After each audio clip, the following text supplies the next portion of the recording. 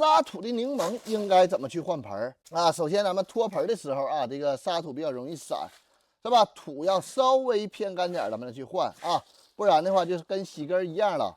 把盘面的土啊用手给它抠掉啊，底部的土给它抠掉，周边的土稍微梳理梳理啊，中间留一点护心土，不要抠得太狠。啊，让根系露出来。然后咱们选盆啊，我用的排水性比较好的这种青山控根盆啊，底部带托的，能够有效的淋水，保证盆体不积水。然后盆的大小别太大啊，比这个梳理完的土球大个1指到2指左右就行啊。开花的植物咱们盆都不要选太大的，这样更有利于它开花。那么从选土方面，咱们一样啊，柠檬烯酸。咱们重沙沙火土啊 ，pH 值5.5的酸性土，咱们给它加底土啊。如果说植物没有烂根的情况，这时候咱们可以加点底肥。咱们这个土啊，有离子含量85%啊，它的养分是比较充足的，后期会缓慢释放。你不加底肥也行。15到20厘米花盆啊，咱们加底肥，微生物有机肥加1勺，撒在盆底啊，不要让根儿和肥接触啊，让根儿长下去以后吸收肥力，搅拌一下，然后给花放里，周边的土是吧，往下压。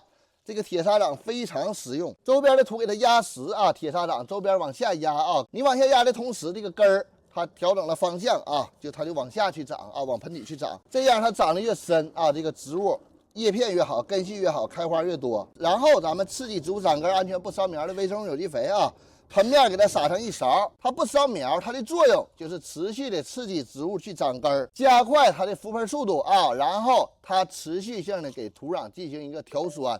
咱们平时浇自来水困一困，把氯气放走一部分，那么直接浇就可以了啊。营养土的话，咱们1个月给它用1回，然后咱们定根水啊，给它浇透。柠檬树给它缓苗的一个位置啊，一个环境在哪儿？在特别明亮的散射光的一个位置，南阳台照进家里啊，这个阴影的交叉处啊，给它放在那个位置去缓苗就可以了。植物15天之内啊，底部不持续的黄叶，新芽往外长。啊，花继续开，不大量的掉叶，那么就缓苗成功了。